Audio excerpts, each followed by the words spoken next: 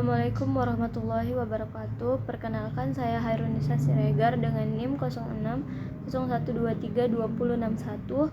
Saya di sini akan menjelaskan apa itu korupsi, bentuk-bentuk korupsi, karakter-karakter korupsi, dampak korupsi, serta apa solusi yang diberikan generasi muda atau generasi Gen Z untuk memberantas korupsi. Korupsi adalah tindakan yang melanggar hukum dan etika untuk keuntungan pribadi atau kelompok dengan menyalahgunakan kekuasaan atau wewenang yang dimiliki. Bentuk-bentuk korupsi sangat bervariasi dan dapat diklasifikasikan dalam beberapa kategori. Berikut adalah beberapa bentuk korupsi beserta penjelasannya. 1. Penyuapan. Penyuapan terjadi ketika seseorang memberikan sesuatu yang berharga kepada pejabat publik atau pihak lain untuk mendapatkan keuntungan. Penyuapan dapat berbentuk uang, barang, jasa, atau janji. Yang kedua, penggelapan. Penggelapan adalah penyalahgunaan atau pencurian dana atau aset yang dipercaya kepada seseorang dalam kapasitas profesional atau publik.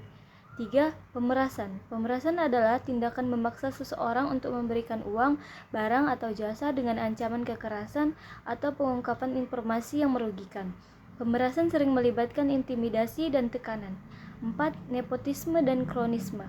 Nepotisme terjadi ketika seseorang memberikan posisi atau keuntungan kepada anggota keluarga atau kerabat dekat tanpa mempertimbangkan kualifikasi atau kemampuan mereka.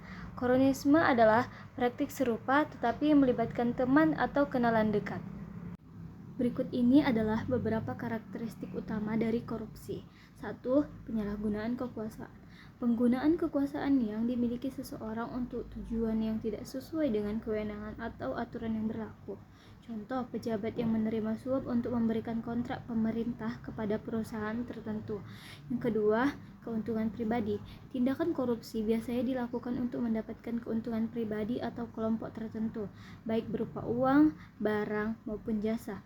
Contoh, seorang pegawai negeri yang menerima hadiah atau uang sebagai imbalan untuk mempercepat proses perizinan. 3. Transaksi tersembunyi. Korupsi seringkali dilakukan secara sembunyi-sembunyi dan tidak terbuka untuk publik karena sifatnya yang ilegal. Contoh, suap yang diberikan dalam bentuk pembayaran tunai atau transfer bank yang sulit dilacak. 4. Ketidaksesuaian hukum.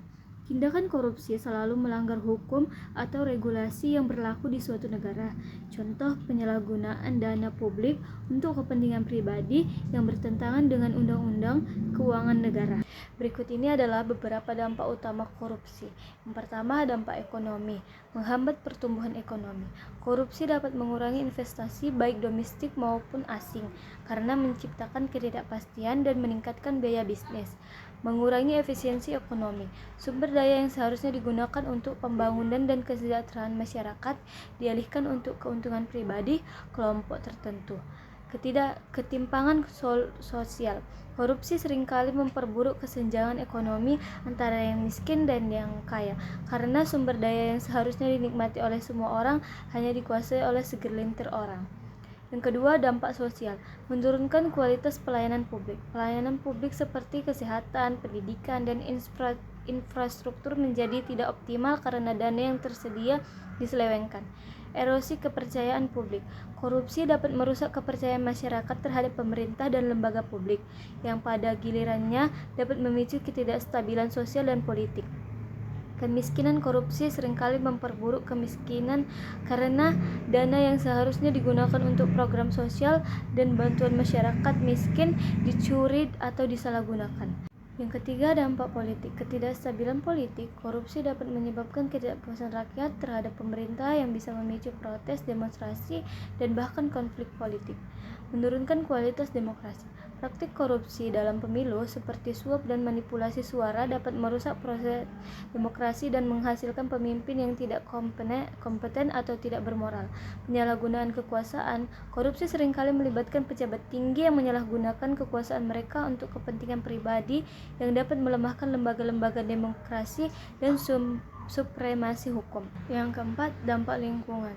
Eksploitasi sumber daya alam. Korupsi seringkali terkait dengan eksploitasi eksploitasi ilegal sumber daya alam yang dapat menyebabkan kerusakan lingkungan seperti deforestasi, pencemaran, dan hilangnya keanekaragaman hayati. Pembangunan berkelanjutan terganggu. Proyek-proyek pembangunan yang tidak berkelanjutan seringkali didanai melalui praktik korupsi yang pada akhirnya merusak lingkungan dan kesejahteraan masyarakat jangka panjang. Secara keseluruhan, korupsi adalah masalah serius yang mempengaruhi berbagai aspek kehidupan masyarakat dan negara. Pencegahan dan pemberantasan korupsi memerlukan upaya bersama dari pemerintah, masyarakat sipil, dan sektor swasta untuk menciptakan sistem yang transparan, akuntabel, dan adil. Generasi muda termasuk Gen Z memiliki peran penting dalam mengurangi dan memberantas korupsi. Berikut beberapa solusi yang bisa dilakukan oleh anak muda untuk berkontribusi dalam memerangi korupsi. Yang pertama, edukasi dan kesadaran. Anak muda dapat menyebarkan kesadaran tentang korupsi dan dampak buruk melalui media sosial, blog, seminar, dan diskusi kelompok. Yang kedua, penggunaan teknologi. Membuat atau berpartisipasi dalam platform online yang memungkinkan pelaporan anonim terhadap kasus korupsi. Kampanye digital menggunakan media sosial untuk menjalankan kampanye anti korupsi, berbagi informasi, dan menginspirasi tindakan positif. Yang ketiga, etika dan integritas pribadi. Menjaga integritas pribadi dengan menolak segala bentuk suap dan gratifikasi serta menjadi teladan dalam bertindak jujur. Membangun budaya anti korupsi, mempromosikan nilai-nilai etika dan integrasi dalam kehidupan sehari-hari dan di antara teman-teman. 4. Advokasi dan kebijakan. Menyuarakan pendapat.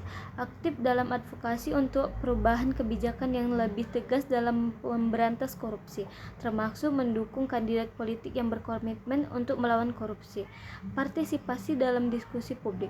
Terlibat dalam forum-forum diskusi publik, debat, dan konsultasi yang berkaitan dengan kebijakan anti korupsi. Sekian video yang dapat saya sampaikan mengenai penjelasan korupsi. Lebih dan kurangnya saya mohon maaf. Assalamualaikum warahmatullahi wabarakatuh.